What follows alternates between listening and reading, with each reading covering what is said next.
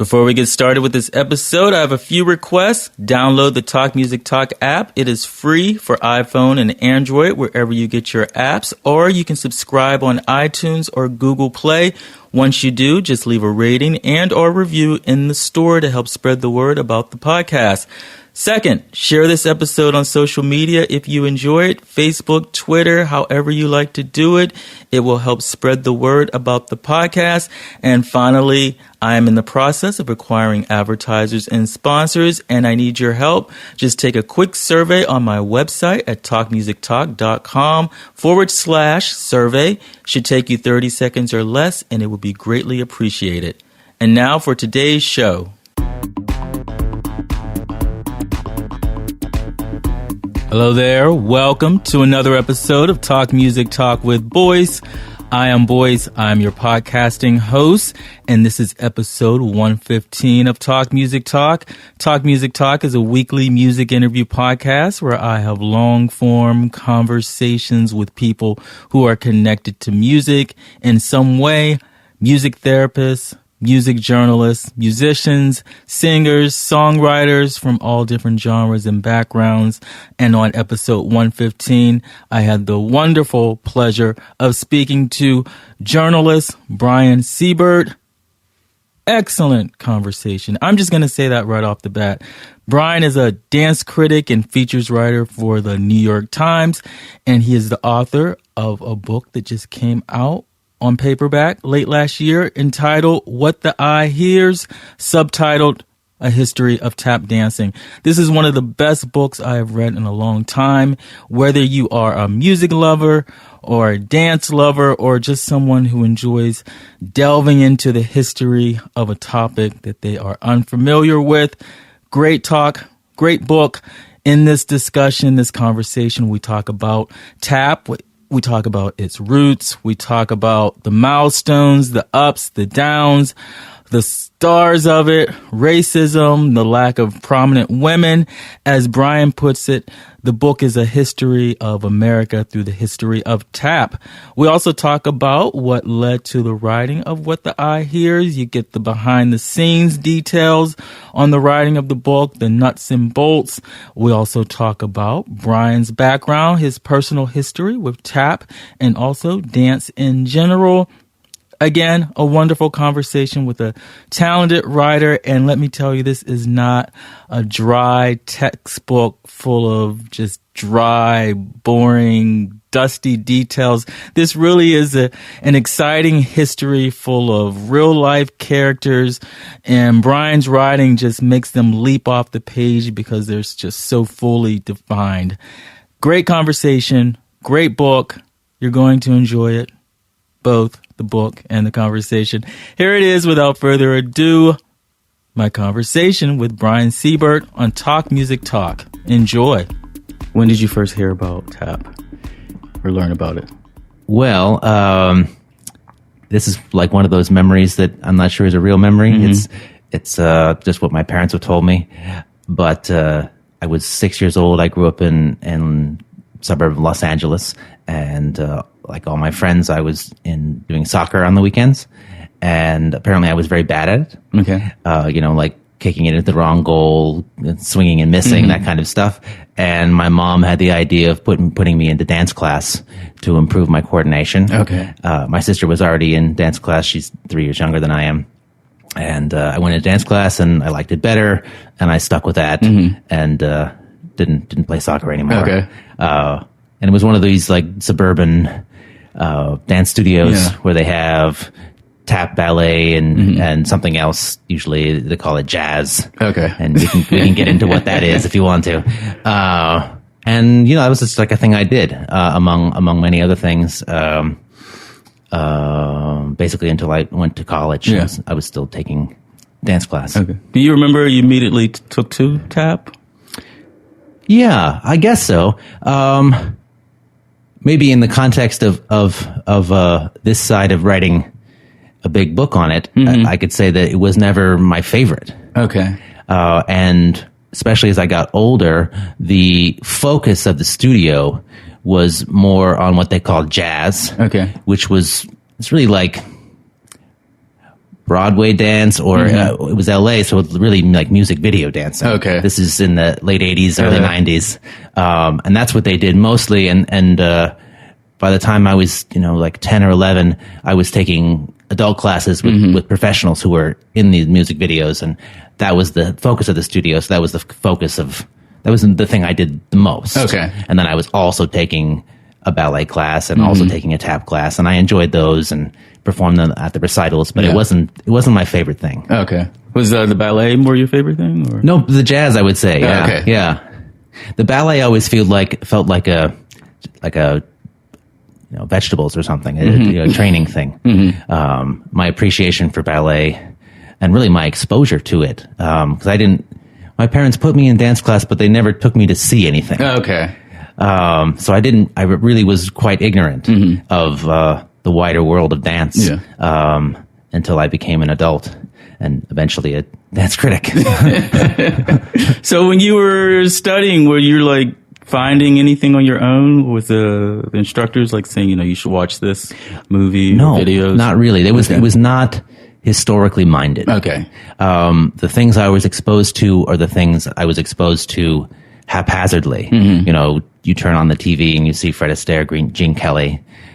So when I did get around to learning about tap, there was a lot to learn. Okay.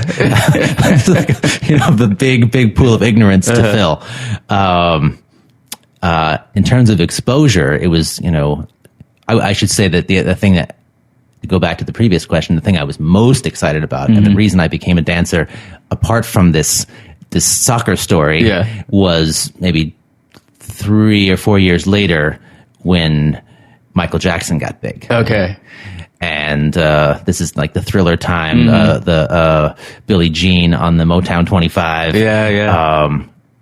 That's what I wanted to be. Okay. And I learned all the choreography to the videos, and my dad filmed me doing all the videos, and I did that stuff in public. Yeah. I knew all the steps too. Yeah. I had the videos, and because the difference too is like back then you would see like the wide shots and you could actually learn the dance. Right. Yeah. And videos There was something to learn. Yeah. Instead of like all the edits and cuts. Right. Yeah. Right. Even those are go too far in that direction for my taste. I'm more of a Fred Astaire. Okay. One cut, no cuts, full figure. Show me the dance kind of person now. But definitely, I definitely learned all the stuff. And then I went to this studio where there were actually people who had been in those videos that taught the numbers as well. Which is all just to say that was, if we're talking about formative experiences on my idea of dance, that's the overwhelming one. Okay, the Michael Jackson. Okay. Yeah. And of course I didn't know then that Michael Jackson came from somewhere. It all seemed like proof there. Yeah, that he made all this stuff up,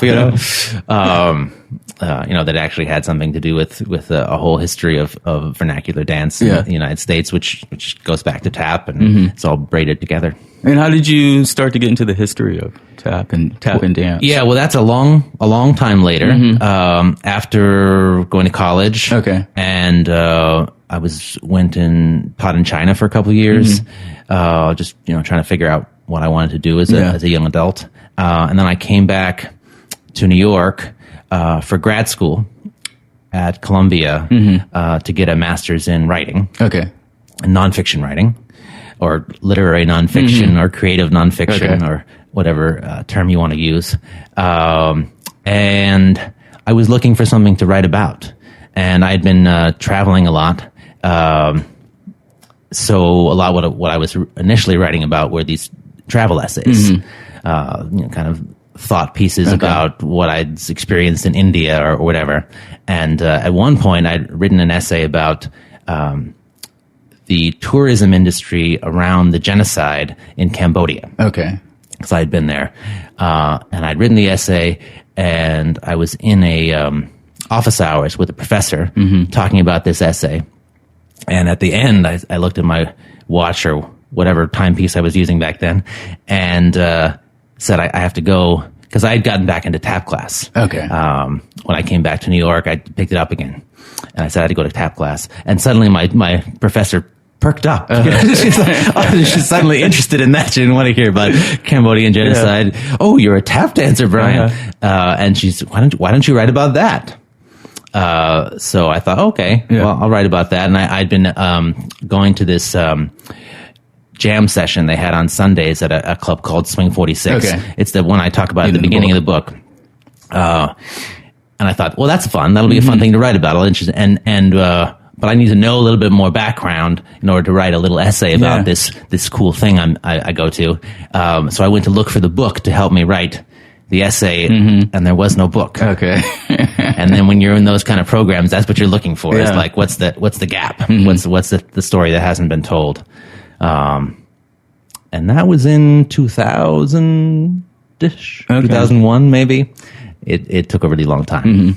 So you hadn't thought about a career in writing music, or in writing music, writing about dance, or no, definitely not. And the end part of that story is we can talk about the process of doing the book, but soon after that, I thought, well, if I'm going to be writing about dance, which is what this is, I should know how to do that. So I started pitching pieces, and developed this career as a dance critic and a dance writer out of the book. Okay. It wasn't the other way around. And what was it about dance that you responded to? Oh, I mean, it had always been one of the things I did. Growing up, I was an actor, singer, dancer. I was in LA, so I did commercials and like bit parts in TV shows, and did a lot of musical theater. When I went to college, I went to Yale, and one of the reasons I went there was because they had this robust theatrical community where, every weekend there were 6 shows that went up, and I did a lot of theater there and was in a singing group, and so it's all that kind of stuff was part of my life and important to me. So there was that passionate interest, I guess. And then from the writing perspective, there was the challenge of it. I think it appealed to me that it just seemed like a really hard thing to write about. Music, dance, and then tap dancing being both. And then it seemed that it hadn't been done very well. So there was that challenge too. Like, this is an underserved art form. Dance in general, and then tap dance specifically, much more so. Because is there the challenge in how do you describe to a reader something so visual in dance? Visual or oral. I mean, it's just that transference of medium to take something that isn't in words and put it into words, right? When you're reviewing a book, you can just quote. How do you quote dance? You can't quote dance. You have to translate it somehow, and then you want that translation to be vivid, but also doing double work. It's description, but it's also evaluation and ideas and all that stuff happening at once. And had you been writing also prior to that? I think fundamentally what I am is a reader. Like, if I had a core self among all the other things I'm interested in and like to do, it's reading books. So I don't think anyone who knew me as a child would be surprised that I grew up to be a writer. Because you were like reading that young. How did that come about? Reading? Just loving reading. I'm not really sure. Like, I person reads like one book a year or something like that. Oh, I don't want to hear that. I think that's it. Like, outside of school, right? I don't want to hear that. I guess my stepdad, who raised me, I get some credit because he was a reader. And there were books we passed around in the house, and he always made going to the bookstore a treat. Like, this is like a special thing you get to do. You get to go to the bookstore and I'll get you whatever you want. So that, I'm sure that had something to do with it. And then I went to a good school and all that stuff. I don't know. And then personality. How can we know why we do why we do things and why certain things set off the synapses in this particular brain I have. Was there like a particular genre or authors that you really liked? No. we could do the reverse. Okay. And I guess I'm sort of a snob, maybe. And when I was a kid, the only way to get me to not read something was to tell me it was for kids. Okay. Or especially for young adults or teenagers or something. That was the one way you could get me not read the book. Okay. But if it was for adults, it was like advanced. It was like you're not old, you're not young enough to, you're not old enough to read this stuff. That's candy. Okay. Yeah. Got it. So going to Yale, you were like more in the entertainment track, right? No, I mean at Yale that was my extracurricular side, but at Yale I thought I would be an English professor. Okay. I majored in English, and I don't know if you know the literary scholar Harold Bloom. Yes. But I took way too many classes with him, and I pretty much thought I was going to go to grad school and be an English professor, and that was a fork in the road, kind of, when I was in China trying to figure out what I was going to do. I applied to PhD programs and to to MFA programs, and got into both, and I had to make a choice there. And Columbia what made you choose Columbia? Well, part of it was wanting to go into journalism, I guess. I think I'd been out in the world and was excited about learning not in a university setting. Yeah. And then the way that universities had changed in the last couple decades made it seem like the kinds of things I wanted to do weren't as much what people do in universities anymore. So that had something to do with it. And then I went to visit, and there were some lectures that I thought were amazing. Also, I had been really inspired by Philip Garevich's book about the Rwandan genocide. And that was one of the books that I read around the time I was making a decision about what I wanted to do that made me think, oh, this is what I want to do. Yeah. I want to do nonfiction, but with a poetic sensibility and a sense of the music of ideas, all the things I loved in fiction and poetry, but applied to facts. Yeah. And was there any particular, was it going to be like something along those lines of the travel? You know what? I didn't know then, and to be totally honest, I still don't know. Okay. Just whatever interests you. Yeah. So what was that in the timeline of doing the first jazz piece, writing that? That was right after college or during college? When you wrote the piece for the tap? Oh, yeah, you're right after college. Okay, in grad school. This is like early 2002 or something. I think I had the first piece I wrote for the Village Voice. Okay. Yeah. And then that's when all the learning about tap and... Right, well, that's when I started researching, and that was, totally ridiculously quixotic. I remember I started doing a lot of interviews. I did hundreds of interviews just with anyone I could find who was alive. And I remember one interview, someone asked me, like, what's your angle on this? Okay. Angle? I don't have an angle. It's just wide open as far as possible. I want to know everything it's possible to know. Okay. That was basically my goal. In whatever form I could find it.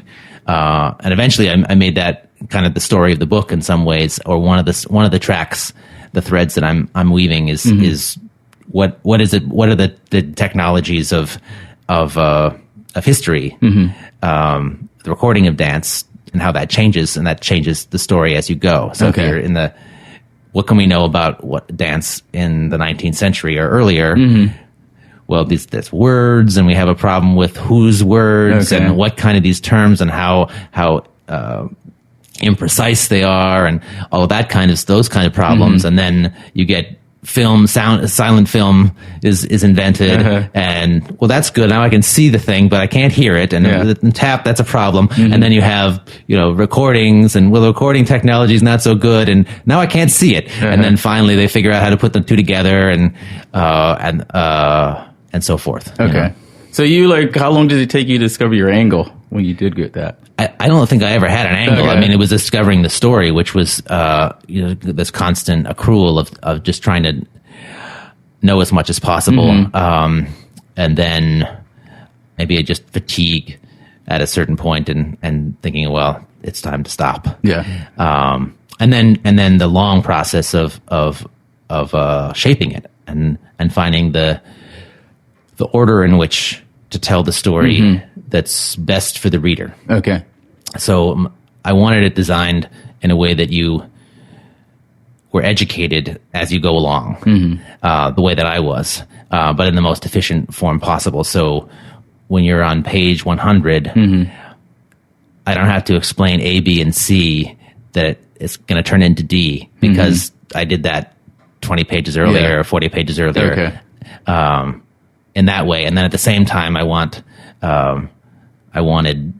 characters and people's lives and historical resonance to happen. So whatever happens on page 520, you feel the weight of that because of what I planted on page 300 and page 180. Yeah.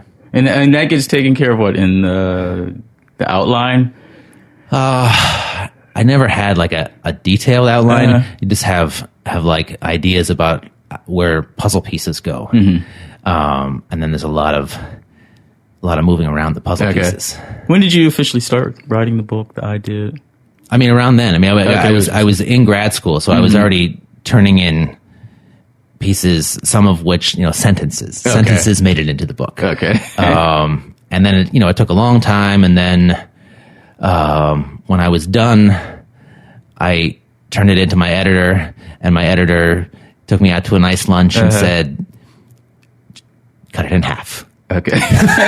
This is very nice. Cut it in half. Because it's like, 600 pages now, not counting notes. So then it was what? Well, 520. Okay. And I'm a stickler about that because it took a lot of effort to get it down to exactly the length I wanted, and seemed like the length of other books that had been successful. Okay, got it. That like people that had that much attention span. Right.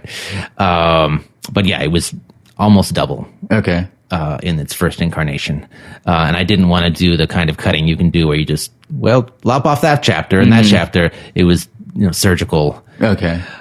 Take out 2 examples when there's 3. Okay, got it. This person goes, this person had a paragraph, they get a sentence. That kind of cutting, which just took a long time. Okay. And how long or condensing, like figuring out ways for something to do more work. And how long was the whole process of writing the book? Like 14 years. Oh, really? Okay. Yeah. Okay. How do you maintain your enthusiasm? I mean, obviously I was doing other things. Yeah. Because it doesn't pay any money. How do you maintain the enthusiasm of something that long over that period? I don't know. It's like, I don't want to say it's like a marriage, because then I'm going to make an analogy and get myself in trouble with my wife.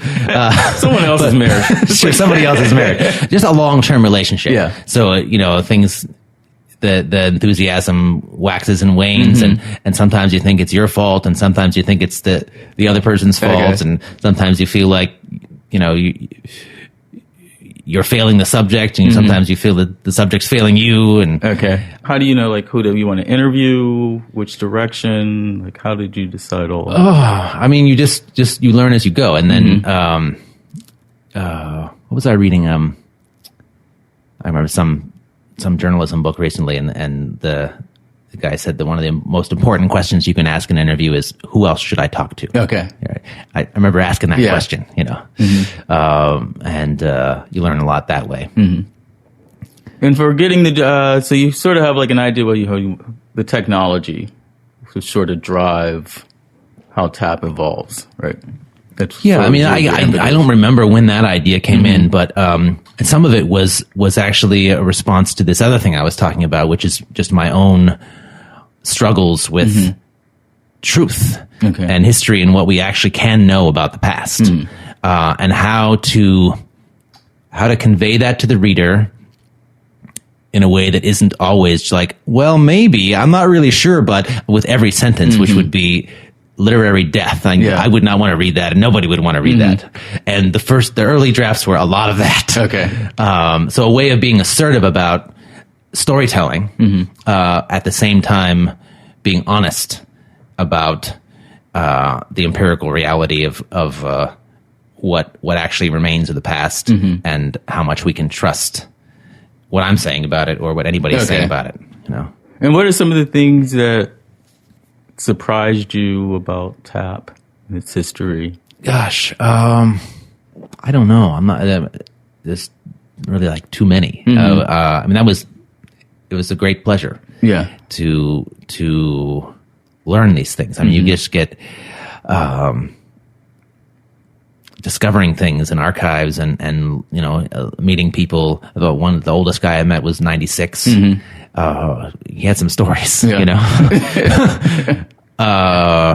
So I just learned so much. It was totally fascinating. And I think fairly early on, I also had this. I had what, to go back to your question about what sustained me.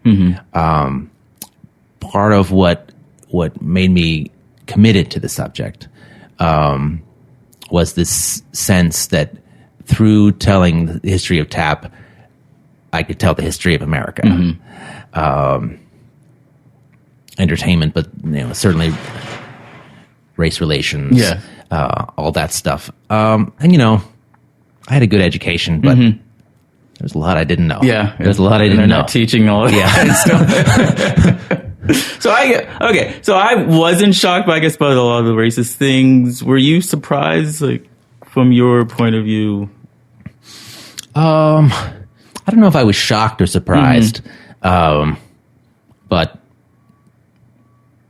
there was a lot of, as I said before, a lot of ignorance to overcome. Because the racism was just so natural, like it. Right. Yeah, just like a part of the fabric. I guess maybe I knew that. And then the different manifestations weren't always things that I had known or would have been able to imagine. And I guess like maybe speak about that, like how it, like when did things, like the art forms built on African Americans, but yet they were so often like in the background of movies and weren't allowed to be. Yeah. I mean, just right from the start. It's a art form that comes out of slavery. Yeah. Right. And so it's always going to be about that. That's always part of it. For good and ill. You know, it's always going to have the shame of that, but also the pride of it, that this is an expression, a mode of survival, really, you know, in the ways that spirituals are and blues music and so much else that comes out of that aspect of the African American experience. One thing I was thinking about when you asked that question in terms of things I learned too, I think I knew I must have known at an intuitive level because of my tastes and what I liked growing up. And we talked about Michael Jackson already. Yeah. How much of American culture was African American. To really look at that fact in historical detail. And reckon with it was an education. That explains the country to me, and in some ways explains me to me, if that makes any sense.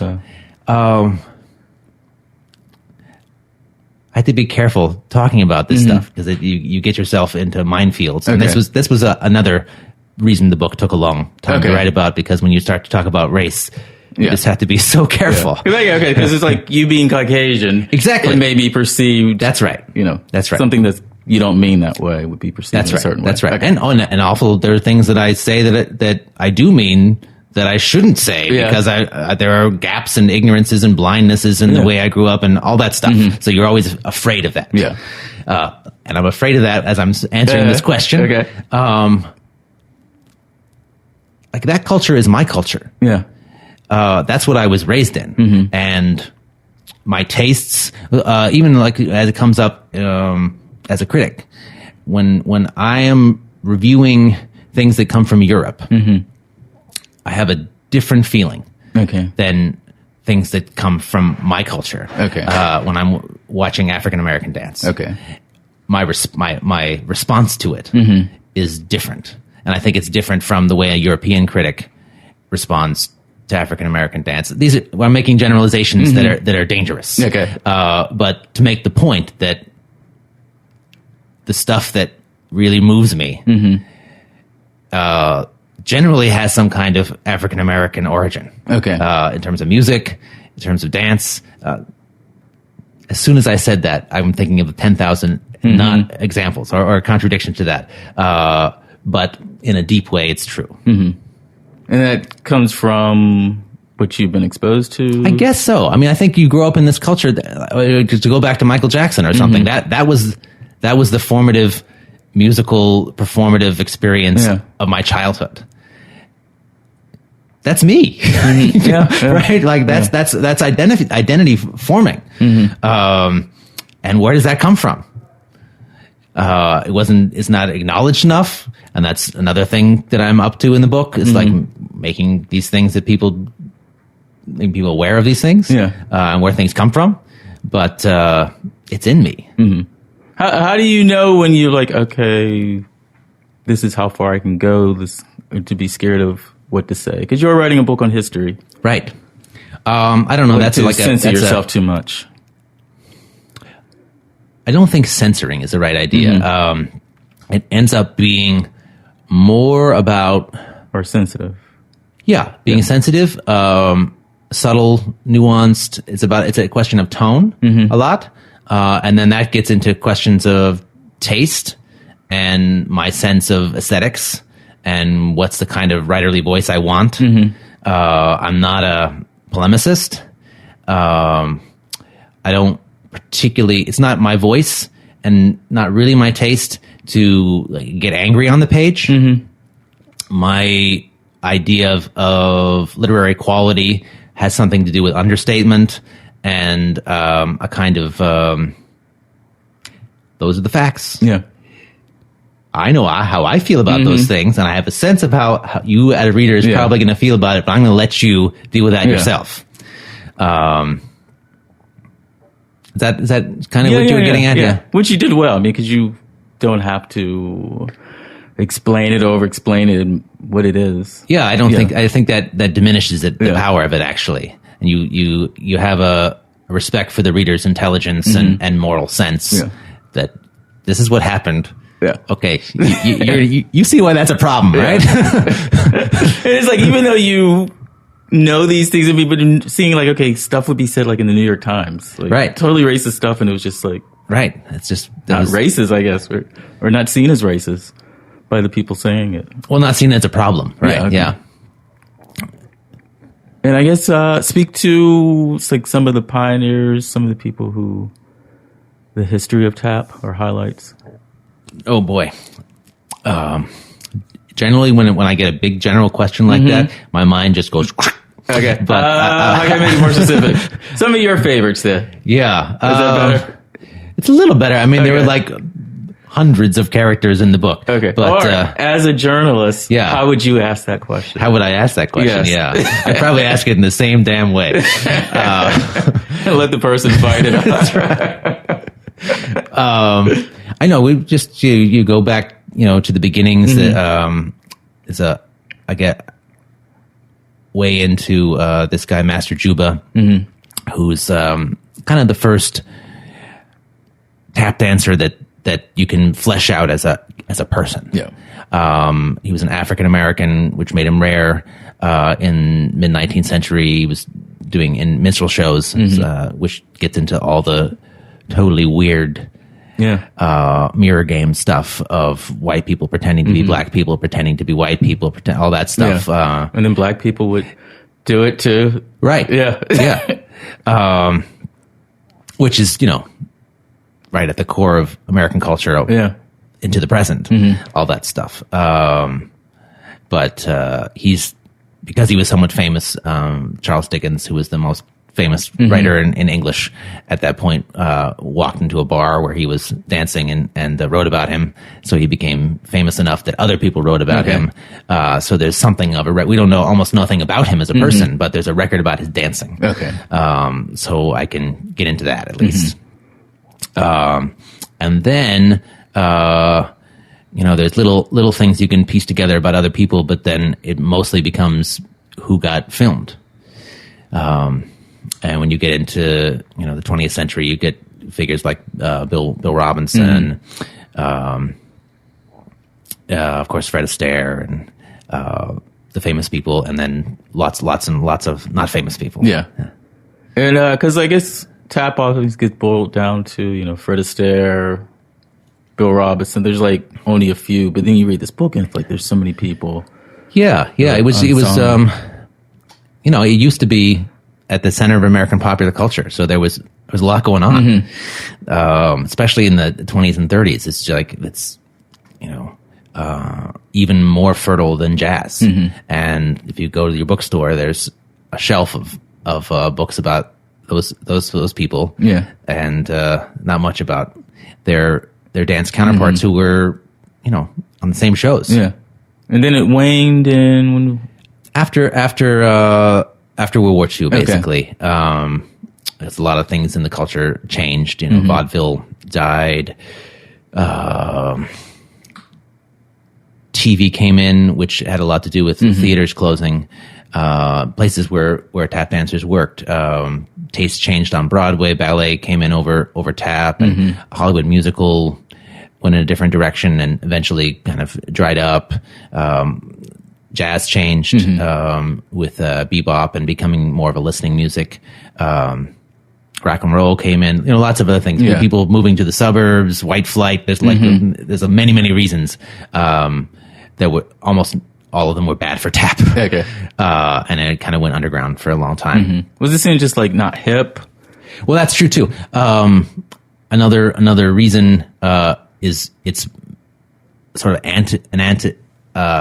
reaction against its massive popularity. I think there was like a glut. Okay. I think that probably had something to do with it. And then the racial politics changed too, because it has this association with minstrelsy and servility and dancing for massa, that kind of stuff. Within the black community, its reputation went way down and became a kind of an embarrassment. Okay.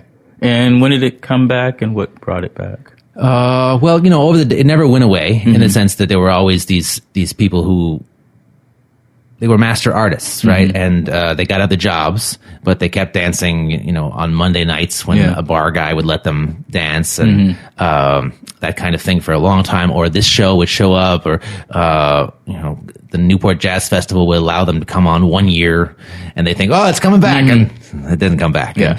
Or there was a little show on Monday nights on a Broadway theater when normally it was closed, and we'll let you go in that night. And it was big approval in the press, and everyone says it's the greatest thing, and it's going to come back. It's coming back, and it doesn't come back. And that went on for decades. And then another generation of dancers came in, and these were mostly college-educated white women who had grown up.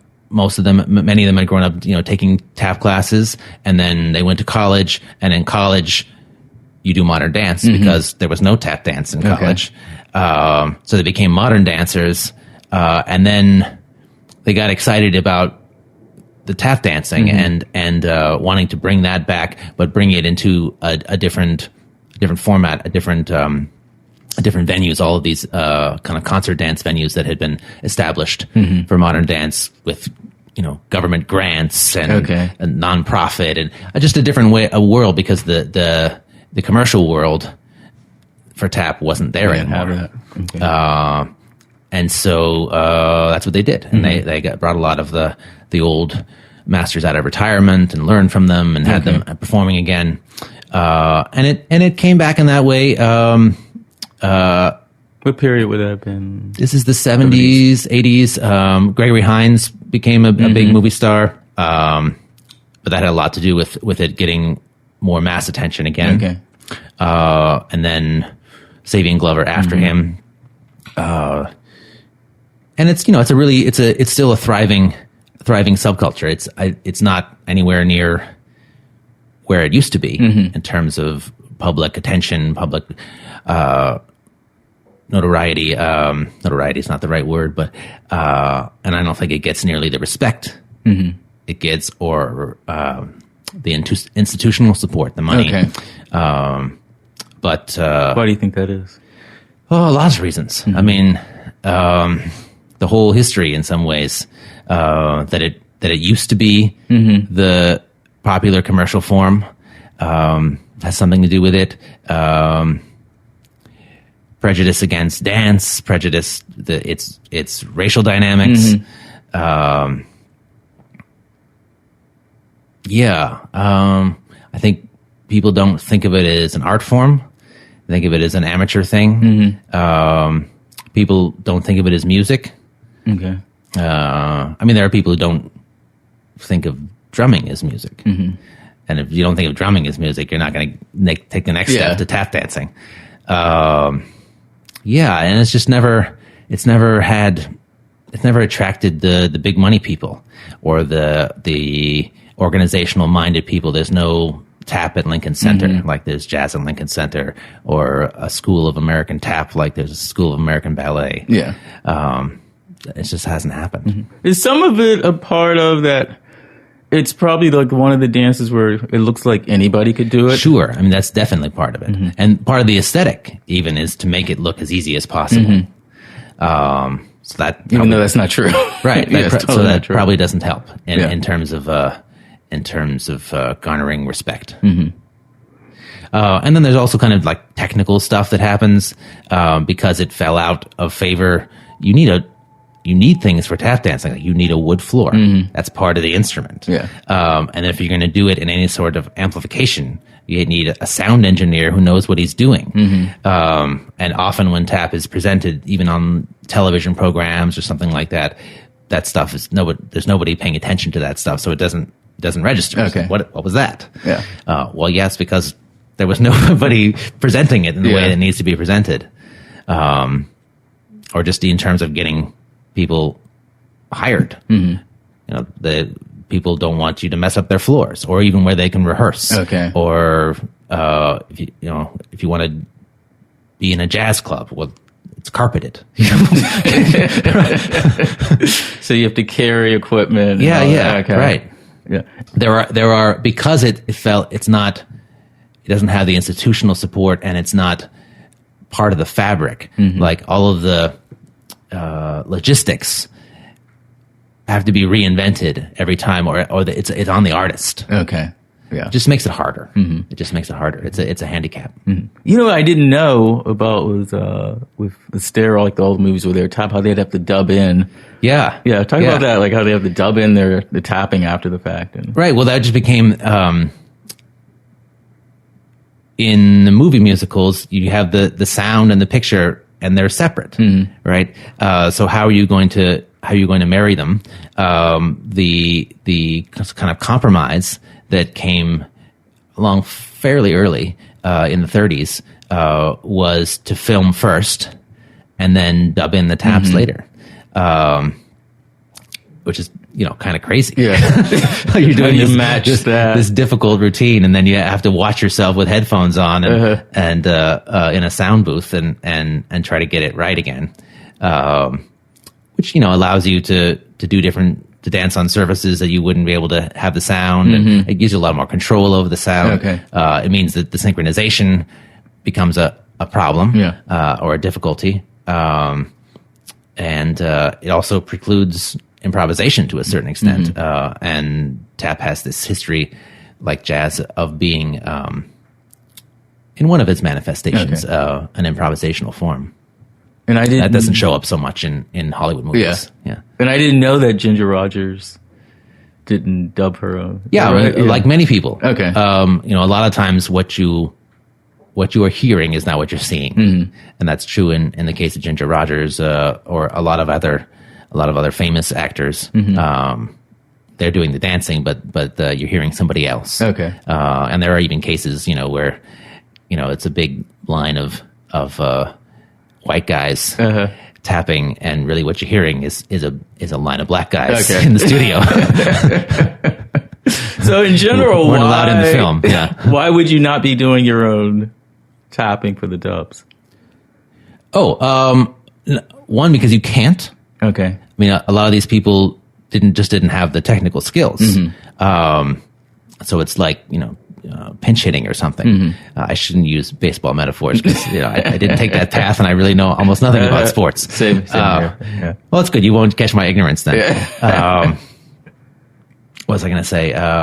And then time. So in the case of Ginger Rogers, she's doing 5 other films. She doesn't have time to be sitting in the studio doing this grueling work and nobody cares, right? Yeah. You didn't know, and 99% of people who love those movies and watch those movies never thought, is that Ginger Rogers I'm listening to? Really? Is that the sound of her feet?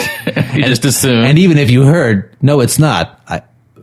I can't imagine there's like a 1% that cares. Yeah, like I'm done with her. Like, no, she's lying to me. This is false. I feel betrayed. But Fred Astaire did all his, right? He did. But that's part of his personality and him being a perfectionist and him actually caring about the sound. And he sat in the booth with the guy cutting it and synchronizing it too, and he had a better ear than those people too. So there are stories of him. What's it, like 24 frames a second, and each frame has 4 sprockets, and him coming in and saying, that's off by 1 sprocket, which is what, like 1/250th or something of a second difference, so that he heard that. That's amazing. It was heartbreaking though. He did blackface. Everybody did. I did. Everybody know did. That. Yeah. Because it's kind of like, well, should I be shocked? Should I be upset? I still love Fred Astaire. Yeah, I mean, pretty much anybody you can find the blackface number they did, and there are montages on YouTube of all the people that you loved. Oh, your beloved. Yeah, them too. But why aren't they more prominent throughout history of tap? That's a tough question, really, and it's something I grappled with in the book, trying to be upfront about that and include where I can include and explain where I could explain. I mean, some of it is just it's a misogynist culture. And what's also some people saw as masculine. They think it was a masculine form that even going back to slavery and the competitive nature that's built into it. Yeah. In some ways, a certain strain of it was built on men's bodies, which is another way of saying it. Okay. But I should also say that quantitatively, it's actually a much more feminine form. There are probably more female tap dancers that over history than male tap dancers, largely because of chorus lines. Okay. And the whole tradition of the review and chorus lines, which was always tap. Yeah. It was always tap. And then, more recently, in recent decades, the gender parity has not only equalized, but I think now women in tap have greater range than men, because they can do all the feminine stuff. Okay. And the more what we would think of as gender neutral or masculine steps, and the way the culture is now, men don't have as much freedom, as much range for that. That's interesting. It's kind of flipped. Yeah. And you talk about how the women are more behind the scenes, like the organizing, of shows and. Well, in this period that I was talking about, where tap was brought back. Those women wore a lot of hats. Yeah, they were the dancers, the choreographers, the organizers, the promoters, the caretakers of these guys who sometimes were drunks and difficult people to manage. Doing the economics that goes back. I mean, there was even in the 20s and 30s in the black vaudeville scene. Vaudeville was and show business was very segregated, like the rest of the country back then. But there was this group called the Whitman Sisters. It was a group of sisters, and they did everything themselves. You know, they wrote the songs and did the choreography and booked the shows and so there's a history of it. There's a history of it, and they didn't get as famous. Yeah. So behind every great man. A little bit, yeah, a little bit. Some of those cliches work, and some of them you poke at them, and they're not so simple. Uh-huh. Like the Ginger Rogers thing about she did everything Fred Astaire did, except backward in high heels. Okay. As we were saying, it's just not true. Yeah. All right. She's a great dancer, but she didn't actually do everything the same. She faked a lot of things, and I don't really care. But it's true. Okay. Yeah. You even go into that in the book about how women wear the high heels, or do they wear the flat shoes? Sure. Well, that became a political issue in the 70s, and it was part of women of that generation dealing with this question of why is this male dominated? Why aren't we know that there were great female dancers, even soloists. Yeah. I've heard about them, but I never saw them.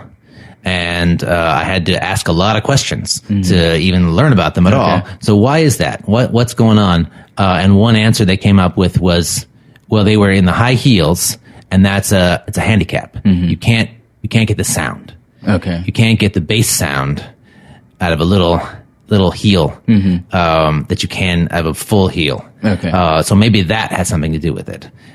So it became a mark of seriousness to wear a low-heeled Oxford shoe as your instrument. Okay.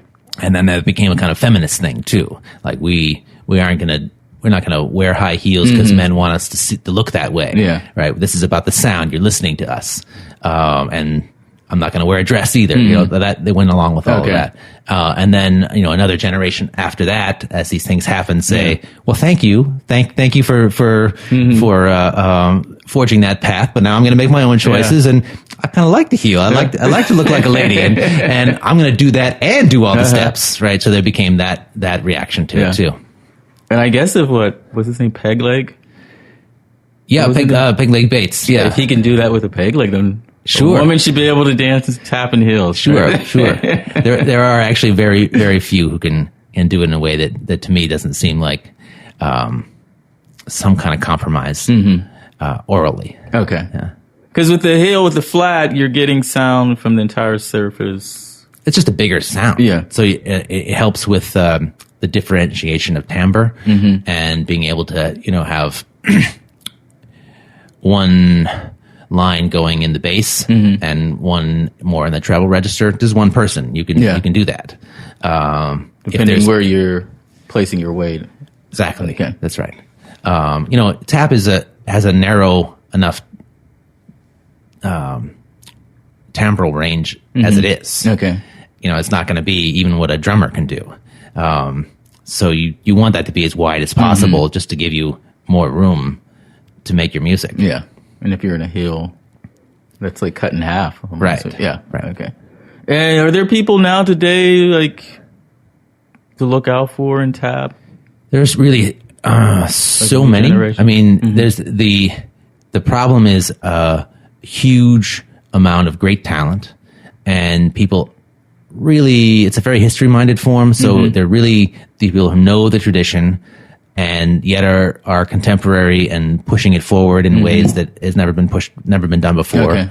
I mean, I can just throw around names like Michelle Dorrance, who is gotten the most attention. She got a big MacArthur Award for tap dancer, which is that's never happened before. Oh, really?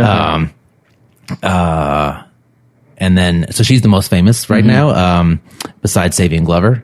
But there's so many others that you could check out on YouTube. Yeah. Like my favorite dancer working now, she's in her prime, which for a ballet dancer would not be 40, but she's 40.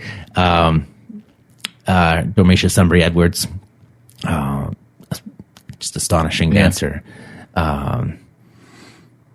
But really, there's a lot more than get attention. Okay. And they tend to way too much like live and perform in a little subculture of tap dancers performing for tap dancers. Okay.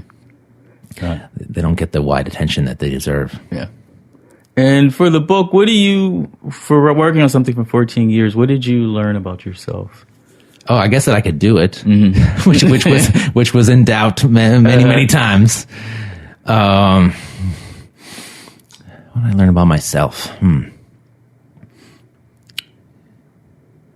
I don't know if I can be super reflective about that. Yeah, nothing's jumping to my head right now. Yeah. So, like, or did you match the goals that you had for the book in the beginning by the time you finished it? Well, I'm not really like a goal-setting kind of person, except or intention. Maybe. I can say this, that doing publicity for it, you have to look over it and read it. And most of the time, I think, I wrote a good book. This is actually a pretty good book. I would agree. Thank you. Which, I would not have assumed going along that would be my feeling. Okay.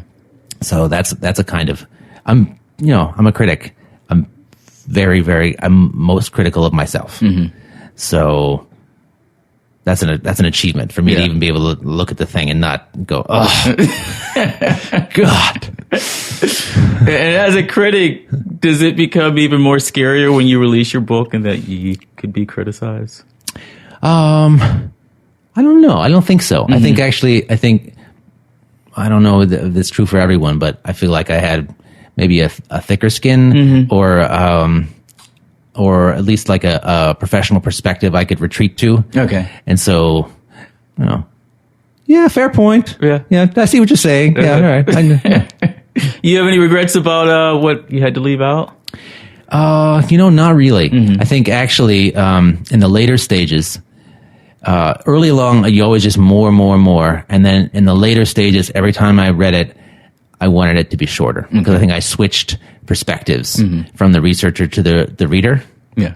And I always just wanted less, actually. Okay. And even now when I have regrets, it's like, if I had another year, I might have taken off 10% more or something like that.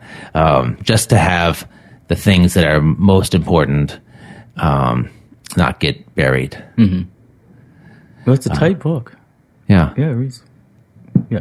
Thank you. Doesn't feel like there's any fat. Thank you. Thank you. Yeah, there was a lot of trimming, so that's good. Yeah, I guess so. I mean, then there's still the researcher part of me that just discovered lots of cool things that aren't in there. Yeah. You enjoy the research part as much as writing? I did. They're different. The research for me is a lot easier. Writing is just hard. Okay. It's very hard. And the research is kind of the roteness of it, or just it's just less stressful for me. Okay. So I guess part of that becomes a temptation to always just keep researching and like postpone the writing as much as possible because it's so painful. Yeah. And is the researching stopped because of a deadline? Is that what's? Yeah. I mean, my wife has been waiting for me to finish the book for a long time. She's been very, very, very, very patient. And my publisher as well. Yeah. So eventually, you have to get it done and let it go. I think it was Jorge Luis Borges who said something about like that's why you publish, that's the only way you can finish. Yeah. Whoops! I guess I can't work on it anymore. It's out there. It's done. Because otherwise you would just keep tinkering and keep the research is infinite. There's always more you can learn, and even now like things pop up on YouTube. I didn't see that before. What? How could I have missed that? That happened? But this may be a broad question. Last one. That's okay. Okay. You can tell me. If people want to check out some great movies of dancing, great dance movies, like a handful of recommendations. Well, one thing I can say is that too broad? No, that's okay. I mean, the easy answer is I have a YouTube channel. Yes. 20 hits. Oh, I also have a YouTube channel actually with like 100. Okay, I'm thinking of your website. My website, I just got like a top 20 of tap things to look at if that's how deep you want to get. Okay. But then on the YouTube channel, which is also named after the book, What the Eye Hears, I added like a couple hundred more. Okay. If you want to take the next step. And then in terms of movies, I'm not sure where to go. I recently introduced Swing Time at a film festival, and I was happy to do that because I think that's still the Esther Rogers Swing Time. It's still the best dance film ever made. Yeah. I'm not sure where else to say about that. Who else? So that would be your top pick, Swing Time. Yeah, I mean, that's the pinnacle. There's a lot further to go than that. That's like one of the... We're just talking about tap dancing. Yeah. Tap, it became... One of the funny things about it historically is that, because it was this vernacular art form that was created by people who were illiterate mostly, that's a handicap through it for historically for most of its history. But then it became the popular form in the heyday of Hollywood, and that totally got flipped on its head. Yeah. So that there's way, way, way more footage of tap dancing than there is of ballet in the 30s or 40s. Like I have this other life as a dance critic, and I'm just as interested in ballet history, and most of what I review is more from that kind of angle. But just to know, like, the great dancers of the 30s and 40s, they weren't filmed. Nijinsky, nothing really. And that's greatly true of early modern dance. A lot of beginning Martha Graham. That stuff is just, there's no record of it. Whereas I have like the Nicholas brothers, every routine they ever did made it into a movie or something like that. Fred Astaire, it's the greatest collection of dance routines ever filmed. There's just so much of it was all the terrible stuff too, like all the nobodies that weren't very good. You can find them; they still exist. There's still documentation of them. So there's no shortage of dance to watch. Okay, great. In terms of tap dancing, to speak of YouTube, that's become inadvertently the dance library, and so all this historical footage is up there. But if you want to see what Michelle Dorrance is up to, or Dormisha Sumbry Edwards, or Sarah Reich, there's like lots of great dancers. You just go check them out. Okay. It's up there. Okay. So I guess the best place to go online for stuff for you is whattheeyehears.com. Did I leave out anything? Well, there's so much. I'm sure. People should read the book. That number one. Yes. Start People there. Read the book and then check out your stuff online. Yeah. Great. Well, thanks, Brian. It's wonderful. Thank you. It's fun. And there you have it, Brian Seibert on Talk Music Talk. I hope you enjoyed the conversation, and you will definitely, absolutely enjoy the book, What the Eye Hears, A History of Tap Dancing. It is available everywhere, out now on paperback. Don't forget, head on over to his website, whattheeyehears.com, for more information on the book and Brian. You'll get to see those top 20 dance clips that he talked about. And also there are links to all of his dance writings. That's right. You can catch them all there on whattheeyehears.com. And I will put a link to the website and also to his YouTube channel, What the Eye Hears, all in the show notes. I am online several places, several ways. TalkMusicTalk.com for more information on the podcast. Also, I have my personal website, thisisboyce.com, for more information on my books and my music. And if you are on Twitter or Instagram, follow me there at thisisboyce. Boyce is spelled B-O-I-C-E. Don't forget your call to action. Make sure you download the app, the Talk Music Talk app. It is free for iPhone and Android, wherever you get your apps. Or you can subscribe to the podcast on iTunes or Google Play. And if you are on iTunes, please leave a rating and or review to help spread the word. Once you do that, I have a back catalog suggestion for you. Episode 101 with Donnie McCaslin. He is the saxophonist and band leader of the group that played on David Bowie's final album, Black Star, which recently won 5 Grammys.